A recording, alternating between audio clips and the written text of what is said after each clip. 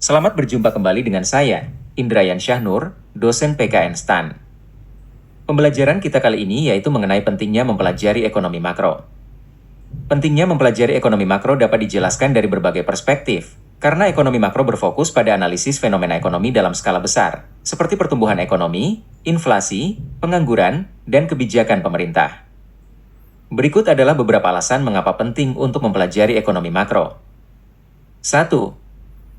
Memahami kinerja ekonomi nasional.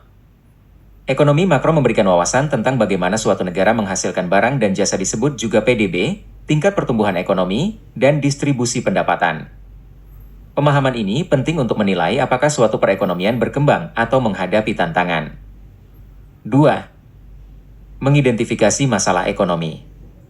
Dengan mempelajari ekonomi makro, kita dapat memahami masalah-masalah seperti inflasi yang tinggi, yang dapat mengurangi daya beli masyarakat. Pengangguran yang mengindikasikan ketidakoptimalan pemanfaatan sumber daya manusia. Ketidakseimbangan perdagangan dan defisit anggaran yang dapat mempengaruhi stabilitas ekonomi.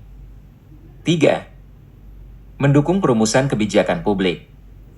Pemahaman tentang ekonomi makro membantu pemerintah dan pembuat kebijakan dalam merancang kebijakan fiskal, dalam hal ini pengelolaan anggaran negara dan moneter yang mencakup pengelolaan uang dan suku bunga untuk mencapai stabilitas ekonomi, pertumbuhan, dan kesejahteraan masyarakat.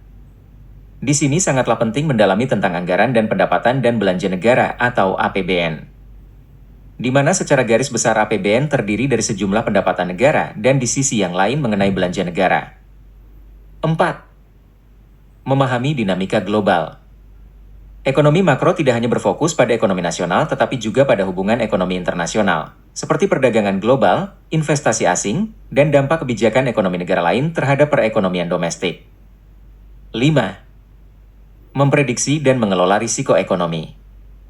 Memahami indikator makroekonomi memungkinkan individu, perusahaan, dan pemerintah untuk memprediksi perubahan dalam perekonomian dan mengambil langkah strategis untuk menghadapi risiko seperti resesi atau krisis keuangan. 6. Mendukung pengambilan keputusan individu dan bisnis. Pengetahuan tentang ekonomi makro dapat membantu individu dan bisnis memahami kondisi ekonomi yang memengaruhi investasi, konsumsi, dan tabungan. Contohnya, tingkat suku bunga dan inflasi berpengaruh langsung terhadap keputusan finansial. 7. Mendorong pertumbuhan yang berkelanjutan.